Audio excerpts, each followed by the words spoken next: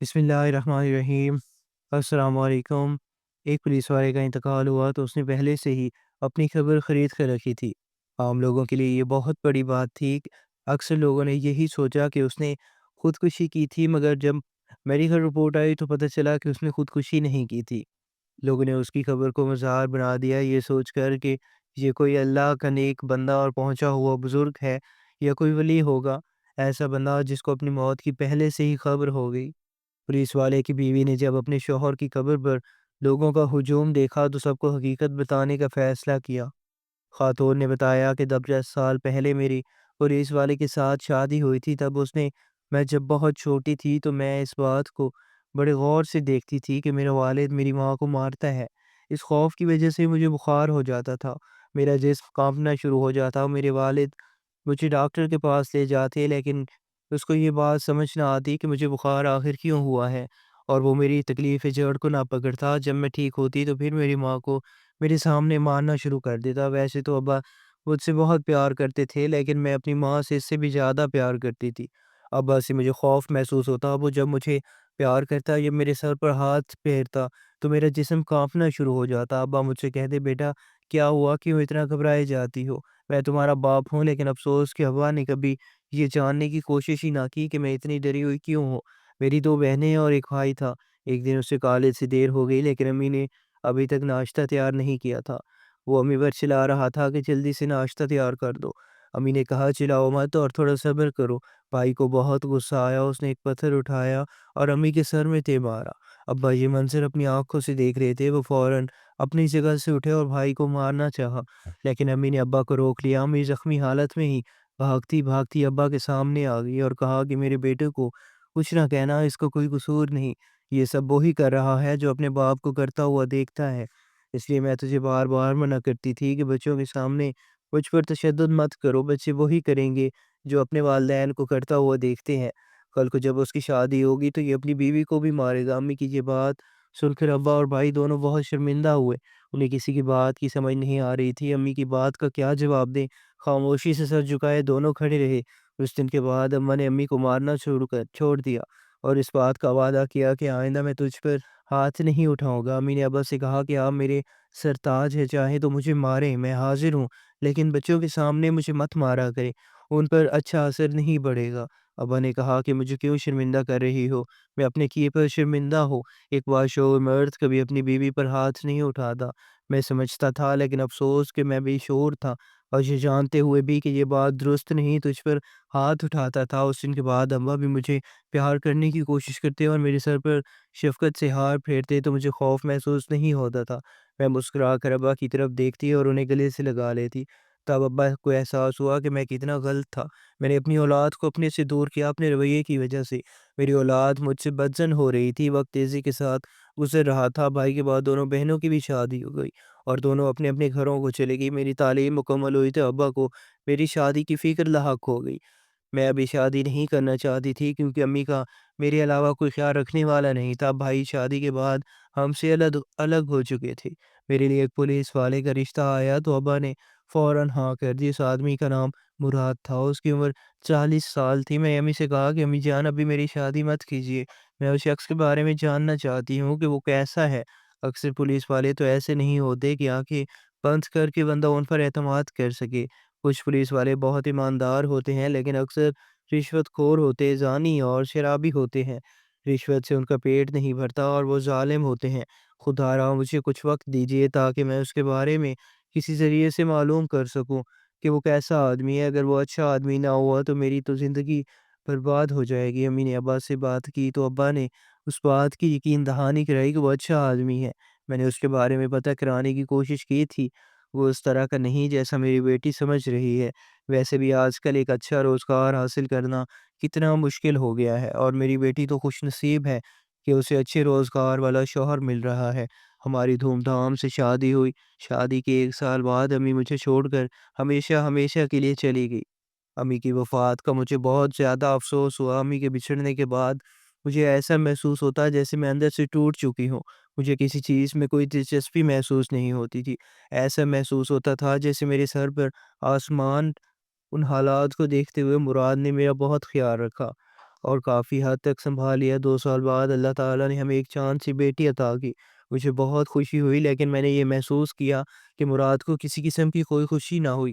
1.5 سال بعد میری دوسری بیٹی پیدا ہوئی تو مراد کا اصلی چہرہ میرے سامنے آ گیا۔ وہ بالکل بدل چکا تھا۔ بیٹا نہ ہو کرنے کی وجہ سے وہ مجھ پر خفا رہتا اور ہاتھ اٹھاتا۔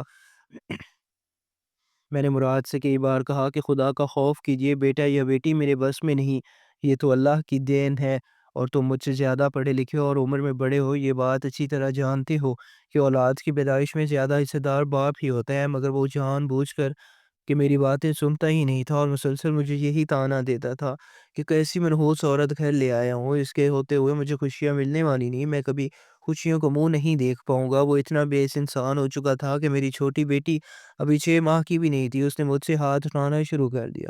میں اس دن اپنی قسمت پر بہت روئی تھی۔ بچپن میں ہی ابا کے ہاتھوں ماں کو مارتا کھاتے دیکھا، اور اب میرا شوہر اکثر مجھے مارتا رہتا۔ ایک دن اس نے ایک ایسا کام کیا جو میں خواب میں بھی نہیں سوچ سکتی تھی۔ مجھ سے سالن میں ذرا سا نمک تیز ہو گیا تو مراد کو اچانک مجھ پر غصہ آیا۔ وہ اپنی جگہ سے اٹھا اور میرے سر پر ایک زوردار مکہ مارا، ایسا مکہ مارا کہ میرا سر چکرانے لگا اور مجھے کسی چیز کا ہوش نہیں تھا۔ میں بے ہوش ہو کر گر پڑی۔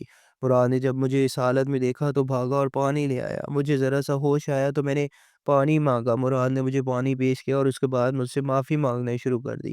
وہ اکثر ہی ایسا کرتا تھا، پہلے مجھ پر ہاتھ اٹھاتا، مجھے مارتا، پھر رو رو کر معافی مانگنا شروع کر دیتا، مگر اس دفعہ میں اسے معاف نہیں کر سکتی تھی۔ اس دفعہ معاملہ کچھ اور تھا، کیونکہ اس دفعہ اس نے جو مکہ مجھے مارا تھا اس کی وجہ سے میرے حرام مغز نے کام کرنا چھوڑ دیا۔ میرے جسم کا نچلا حصہ بیکار ہو چکا تھا، میں چلنے پھرنے سے معذور ہو چکی تھی۔ میری معذوری کو دیکھتے ہوئے مراد اکثر میرے سامنے بیٹھ جاتا اور مجھ سے معافیاں مانگتا۔ میرے والد کو جب میری معذوری کی خبر ملی تو اسے افسوس ہوا، لیکن مراد نے میرے اس معاملے کو ایک حادثے کے طور پر پیش کیا۔ میں بھی خاموش رہی اور اپنے شوہر کی اپنے باپ کے سامنے عزت رکھ لی۔ مراد کو بیٹے کی بہت خواہش تھی۔ میں اکثر مراد کو دوسری شادی کا مشورہ دیتی تھی، مگر مراد یہی کہتا، نہیں تم بالکل ٹھیک ہو جاؤ گی، میں دوسری شادی نہیں کروں گا۔ پتہ نہیں وہ بھی یہ بات دل سے کرتا تھا یا ایسے ہی کہہ دیتا تھا، مجھے خوش رکھنے کی خاطر ایسی باتیں کرتا۔ ادھر ابا ہی میری حالت کو دیکھتے ہوئے میرے ساتھ رہنے لگے۔ ایک دن ابا نے مراد سے کہا کہ میں زیادہ عرصہ یہاں نہیں رہ سکتا، میں اپنی بیٹی کو اپنے گھر لے جاؤں گا۔ اگر تم دوسری شادی کرنا چاہتے ہو تو مجھے اس پر کوئی اعتراض نہیں، اور میری بیٹی کا ارادہ بھی تم جانتے ہی ہو، اسے بھی تمہاری دوسری شادی پر کوئی اعتراض نہیں۔ میں اپنے باپ کے ساتھ اپنے گھر آ گئی۔ گھر کی ویران دیواریں اور مکانات مجھے ماں کی یاد دلا رہے تھے۔ ایک ہفتے بعد مجھے خبر ملی کہ مراد نے دوسری شادی کر لی ہے، تو مجھے معلوم تھا کہ وہ دوسری شادی کرے گا، لیکن اتنی جلدی کرے گا اس کی مجھے خبر بالکل نہیں تھی۔ شادی کے کچھ عرصہ بعد وہ اپنی بیوی کے ساتھ مجھے ملنے آیا اور بہت خوش اور مطمئن نظر آ رہا تھا، جو کہ اسے کسی صورت بھی خوش نہیں ہونا چاہیے تھا۔ اسے اس بات کا غم ہونا چاہیے تھا کہ اس نے ایک عورت کی زندگی برباد کر دی، ایک چلتی پھرتی اور صحت مند عورت کو اس نے معذور بنا دیا تھا۔ پہلے پہلے تو ہفتے میں ایک بار چکر لگاتا، لیکن اب وہ مہینے میں ایک بار ہی میرے پاس آتا۔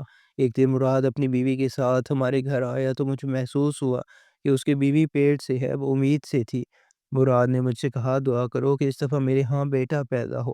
اللہ تعالیٰ نے اسے ایک بیٹا عطا کیا۔ وہ بہت خوش تھا، اس نے پورے شہر میں مٹھائی تقسیم کی۔ میری طبیعت دن بدن خراب ہوتی جا رہی تھی، میں کمزور ہو چکی تھی، ایسا محسوس ہوتا تھا جیسے ایک ہڈیوں کا ڈھانچہ بستر پر پڑا ہو۔ لوگ میری شکل دیکھ کر خوف زدہ ہو جاتے تھے اور اکثر مجھ سے ملنے سے گریز کرتے۔ میں زندگی میں ایسے موڑ پر آ چکی تھی جہاں نہ میں زندوں میں شمار ہوتی نہ ہی مردوں میں۔ خدا ایسا دن کبھی نہ لائے۔ ایک دن مراد ہمارے گھر آیا، میرے باپ سے کہنے لگا کہ انکل میں آپ کو ایک مشورہ دینا چاہتا ہوں، لیکن شرط یہ ہے آپ میری نیت پر شک نہ کریں، جو میں کہہ رہا ہوں اپنی اور آپ کی بیٹی کی بھلائی کے لیے کہہ رہا ہوں۔ آپ کی بیٹی کے بچنے کی امید نظر نہیں آتی، میرے حساب سے یہ چند دنوں کی ہی مہمان ہے۔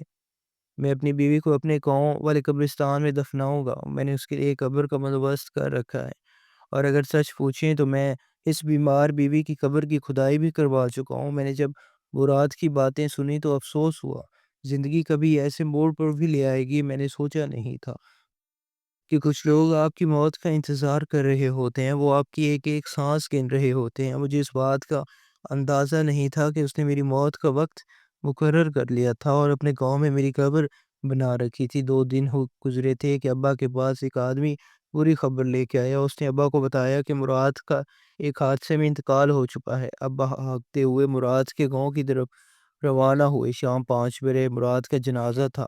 مراد کو اسی قبر میں دفنایا گیا جو اس نے میرے لیے کھدوائی تھی۔ گاؤں کے لوگوں نے یہاں تک کہنا شروع کر دیا کہ مراد پہنچی ہوئی ہستی ہے۔ اسے اپنی موت کی پہلے سے ہی خبر ہو گئی۔ اس نے اپنی قبر پہلے سے ہی تیار کروا لی۔ وہ لوگ اندر کی کہانی نہیں جانتے تھے کہ اس نے وہ قبر تو میرے لیے بنائی تھی۔ گاؤں کے لوگوں نے مراد کی قبر پر ایک مزار تعمیر کیا اور لوگ اس کی قبر پر چادریں چڑھانے لگے اور دور دور سے آ کر منتیں مانگنے لگے۔ اس دن مجھے اس حقیقت کا پتہ چلا کہ لوگ خود سے ہی کہانیاں اور قصے کیسے کیسے بنا لیتے ہیں۔ بغیر کسی تحقیق کے علم سب سے خطرناک علم ہوتا ہے۔ پورے علاقے میں یہ بات مشہور تھی۔ ایک پولیس والے کو اپنی موت کی پہلے سے ہی خبر ہو چکی تھی۔ اس کے مزار پر آتے، پھول چڑھاتے، چادریں چڑھاتے اور اپنی منتیں مرادیں پوری ہونے کے لیے دعائیں کرتے، مگر حقیقت تو یہ تھی کہ وہ ایک ظالم شخص تھا جس نے میرے لیے قبر کھود دی تھی۔ وہ خود اس میں چلا گیا۔ کہتے ہیں کہ مرنے والے کی برائی نہیں کرنی چاہیے۔ میں اس کی کوئی برائی نہیں کروں گی۔ انہیں اس کی تمام باتوں اور مظالم اس نے مجھ سے ڈھائے اور میں نے سب معاف کر دی۔ اس واقعے کو 15 سال کا عرصہ بیت چکا ہے۔ میں اب بھی زندہ ہوں، گو کہ معذور ہوں، لیکن آرام دہ زندگی گزار رہی ہوں۔ میری 2 بیٹیاں اعلیٰ عہدوں پر فائز ہیں اور میرا واحد سہارا ہے۔ آپ سے گزارش ہے کہ ہمارے چینل کو سبسکرائب کریں اور شیئر کیجیے۔ اللہ ہم سب کا حامی و ناصر ہو۔ کل ملتے ہیں ایک نئی اسٹوری کے ساتھ، تب تک کے لیے اللہ حافظ۔